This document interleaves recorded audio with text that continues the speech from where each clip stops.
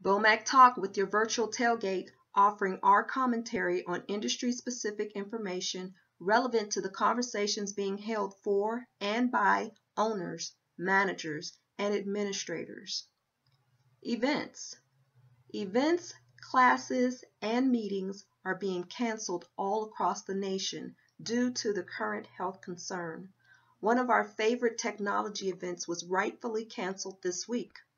There was quite a lineup of interesting speakers for different types of industry-specific discussions, as each one is being forced to take their communications online, digitally, and at times virtually.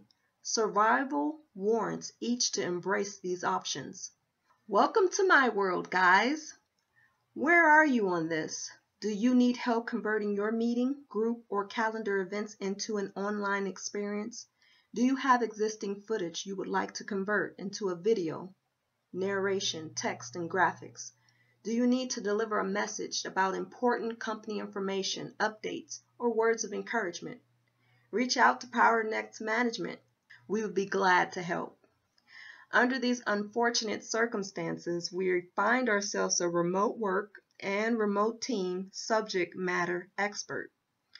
For years, because of the enormous vision of our productized service offering, we have provided management consulting classes, onboarding, resources, service, and products online, digitally, remotely, and at times virtually.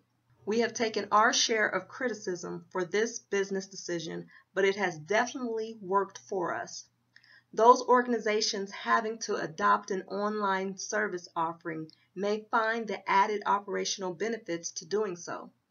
I would concur that long-term, there is a cost savings and benefit to shifting online. Education. I am a big advocate of education, good education. My mom homeschooled my brother, intent on protecting him from the problems she saw in the public school system. I admire his independent thinking and ability to learn things on his own. She also retired from teaching high school, intent on protecting herself from the escalating turbulence she saw in the classroom. She is prepared to return to the public school system, and as a loving daughter, I would take comfort in her having an option to teach her classes online. Most young adults have a mobile phone and/or some kind of mobile device from which they could receive video instruction and guidance. Instead of hardback books, there are schools using online and PDF books. Their lockers aren't used for books, but musical instruments or other personal items. A long time ago, I taught a dual enrollment program where I was working for the local college, would go into the high school, test a group of students who have excelled in the STEM areas, that's science, technology, engineering, and math, and offer them an enrollment option that would give them high school and college credit for specific classes. This is more common these days, but then it was a fairly new concept. I learned a lot of things about education and my teaching preference during that period. I didn't like dealing with behavioral and social issues within the classroom. I liked and was more suited for teaching and giving instruction in the collegiate setting. At the collegiate level, after being unable to complete my program due to travel and using up all my online class options, I was happy to find a master's program completely online. These classes appear to be more diverse, with individuals all around the country and the world in attendance. Digital instruction, worksheets, and teamwork all administered and submitted on an online educational platform. Tests could be online or through a designated testing site. From primary school, secondary school, and into college, there's a string of online options that can enable a student to improve the quality of their education and to assist the administration with rising and challenging operational costs. The online education options have already been gradually supporting and disrupting management systems in this industry, all of which are pre-existing conditions that could help students in the affordability of a higher education. Ultimately, lower operational costs in education should equal lowered cost in tuition and the cost of students served. Next up, hospitality, lodging, and travel. Clean, safe, responsibility. This is what assures the customer. For those businesses that reached out early in this way, I have bookmarked them for entities I will always use. Those businesses that sent a message early on to their customer, listed expressed attention to detail in the area of cleaning their facility, the importance of the safety of their customers, and clear steps to good health practices can't keep their shelves stocked. The public trusts them enough to keep coming back. Now, the hoarding, it's another issue for another conversation. For those owners, managers, and administrators that kept rolling business as usual for long periods of time, not taking actionable steps towards implementing the guidelines, their line of business was shut down. The support staff and customers sent home for their own protection.